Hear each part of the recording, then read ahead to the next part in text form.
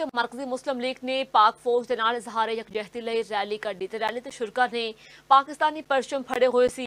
ਇਸ ਵੇਲੇ ਨੁਮਾਇੰਦਾ ਸਨ news Malik Mushtaq rally ਦੇ ਵਿੱਚ ਮੌਜੂਦ ਨੇ। ਉਹਨਾਂ ਕੋਲੋਂ ਜਾਣਦੇ ਹਾਂ ਜੀ ਮਲਿਕ ਮੁਸ਼ਤਾਕ, ਦੱਸਿਓ ਕੀ ਸੂਰਤ हाल है। जी बिल्कुल, इस वे मैं मौजूद हाँ लाहौर माल रोड ते पाकिस्तान मरकजी मुस्लिम लीग वालों अफवाज पाकिस्तान दे नाल इजहार यकजहती करन दे हवाले नाल एक वड्डी रैली कड्ढी गई है। इत्थे हज़ारां दी तादाद च लोग मौजूद ने, मरकजी क़यादत भी मौजूद है।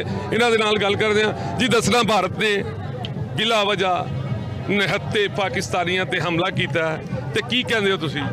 ਅਸੀਂ ਇਹ ਗੱਲ ਕਹਿੰਦੇ ਆ ਕਿ ਮੋਦੀ ਤੂੰ ਸ਼ੁਰੂ ਕੀਤਾ, ਐਂਡ ਅਸੀਂ ਕਰਨਾ ਤੇ ਤੈਨੂੰ ਮੁੱਦਾ ਕਰਕੇ ਰੱਖ ਦੇਣਾ ਇਨਸ਼ਾਅੱਲਾ। ਇਹ ਇੰਜ ਨਹੀਂ ਗੱਲ ਮੁੱਕਣੀ ਕਿ ਤੂੰ ਇਹ ਸਮਝੇ ਕਿ ਰਾਤ ਦੀ ਤਾਰੀਕੀ ਦੇ ਅੰਦਰ ਤੂੰ ਹਮਲਾ ਕਰਤਾ ਤੇ ਗੱਲ ਮੁੱਕ ਗਈ ਏ। ਔਰ ਤੂੰ ਆਗਾਜ਼ ਕਿਸੇ ਐਸੀ ਟੈਰੀਟਰੀ ਦੇ ਅੰਦਰ ਨਹੀਂ ਕੀਤਾ ਜਿਹਨੂੰ ਤੂੰ ਡਿਸਪਿਊਟਡ ਕਰਨਾ ਹੈ। ਤੂੰ ਮੇਨ ਪਾਕਿਸਤਾਨ ਦੇ ਉੱਤੇ ਹਮਲਾ ਕੀਤਾ ਹੈ, ਪਾਕਿਸਤਾਨ ਦੀ ਸਰਜ਼ਮੀਨ ਦੇ ਉੱਤੇ ਹਮਲਾ ਕੀਤਾ ਹੈ, ਤੂੰ ਲਾਹੌਰ ਦੇ ਉੱਤੇ ਹਮਲਾ ਕੀਤਾ, ਤੂੰ ਸਿਆਲਕੋਟ ਤੇ ਹਮਲਾ ਕੀਤਾ ਹੈ।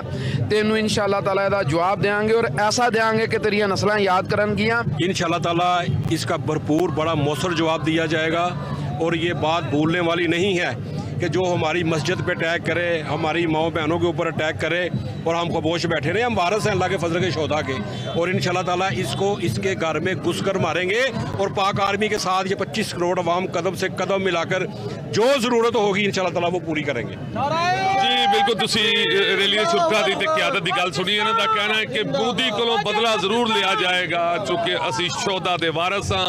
हर तरीके नाल मोदी कोलों बदला भी लिया जाएगा तो उन्होंने दस्या जाएगा, क्योंकि इन्हां दा कहना है कि पूरी आवाम पूरी कौम पाक फौज दे नाल शाना बशाना खड़ी है ते खड़ी रहेगी। जी नाज़िर शाहीना ने फिजा